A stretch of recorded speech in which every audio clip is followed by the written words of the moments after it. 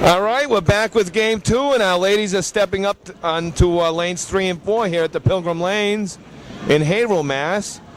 Nicole Chelman leading us off. Fine young bowler from the town of Woburn, Mass. And Katie Dale representing the Leo Super Bowl in Amesbury. Ooh. And a nice spear. That's the way Dale wanted to start. Dale and Reno need to ring a few marks in a row together here and try to get back in this match. Yeah, if you've got a 28-pin lead, that's a substantial lead. Bigger leads than that have been made up on our show before. It's a 4-mark lead, Dan. I believe we saw like a 40 or 41-pin lead whittle away in one string once, so it's doable. But she did what you have to do. You have to start with that mark early. She got one. Puts a 5 on it. 15 after 1. Chelman had another 10, pinning very well. A nice try on the spare leave. Dale sliding by the object. Katie Dale is currently averaging 103. She has a high single of 158 and a high triple at 379. Nicole Chelman averaging 92 with a high single of 137 and a high triple of 342. It's 19-24. Dale and Reno have picked up 5 pins, cutting the lead down to 23. Katie, an uncharacteristic ball off into the left-hand corner. And Nicole Chelman looking to take out the 1-5-10. Dale with a nice comeback ball. Just leaving the 4-10, excuse me, the 6-10. With Wood in front. And a nice ball by Chelman. A 9 box for Chelman, a 10 for Katie Dale. See if our girls can string together a couple marks here. In our first 3 weeks of the show, we've yet to put 3 marks in a row together to get that gift card up to $50, Dan. Come close a couple of times. We had a couple 2 marks, but usually last couple shows, the 3rd attempt spent on the headpin, but hasn't really left any good leaves. If I remember right, Nuttall had one last week. He took out the middle diamond and left a couple of 3s in each corner. That was a tough one. Oh, our ladies had a tough first ball, and they both still have a little bit of a mess here to clean up. Let's see what Nicole can do. Off to the left. All 3 balls were off to the left on that.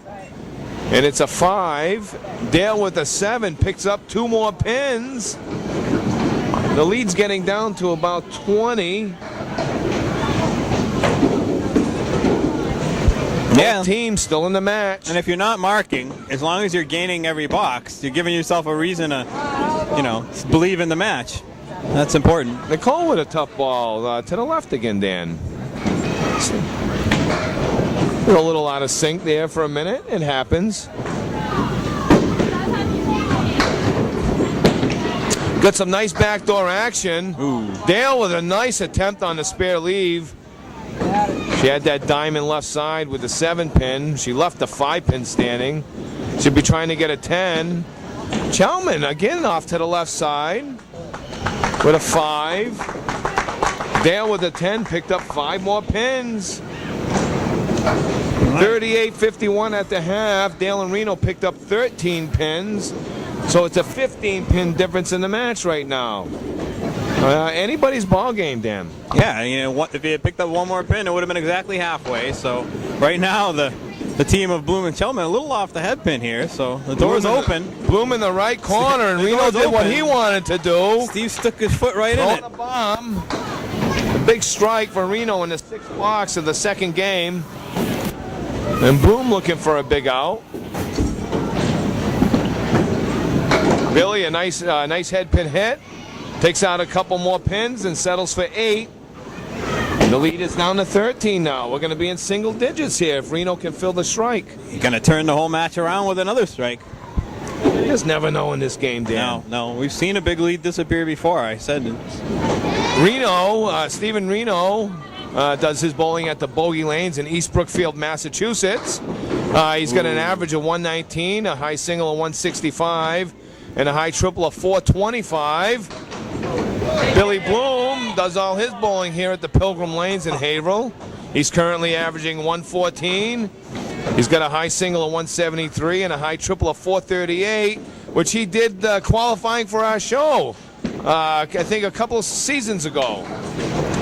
Reno filling the strike with a 7 and a 7 box. It's 75-55. It's a 20-pin difference in the match, and 8 pins difference in the total, the overall total. 3 boxes remaining. At the end of this string, our bowlers will try out for the high-low jack with an additional $25 on their gift card. They've already won $40 from the Simon Mall gift cards. Bloom, nice bid. Trying to kick it off the left sidewall. Reno with a big spare. Match is going to be very close going into the last 2 boxes. A nice 10 by Billy Bloom. 8-pin difference minus the fill. Nobody running away with anything. It's going to come right down on the wire here. Every pin's going to count. That's what we like to see. Both bowlers still have room for 3 marks in a row to get that $40 gift card up to 50. Ooh. Steven with a tough ball, filling the spare with 3. It's a 5-pin difference. It's a big mark for Bloom, and he's all over it. That was a big mark for Billy Bloom. Reno with some backdoor action. Would have liked to have carried that one. He's going to need the 10. He's going to need the 10, and he gets it. Well, I think Dale and Reno's fate all comes down to what Billy Bloom does on this bowler's Largely ball. does. You're right. If he throws basically a 6 or better, that can almost shut out the other team. Reno's going to need a mark no matter what. Another tough ball. The guys aren't filling their marks well. Reno, heavy on the headpin. He's going to have to make a shot. You've seen him do it before. No, not today.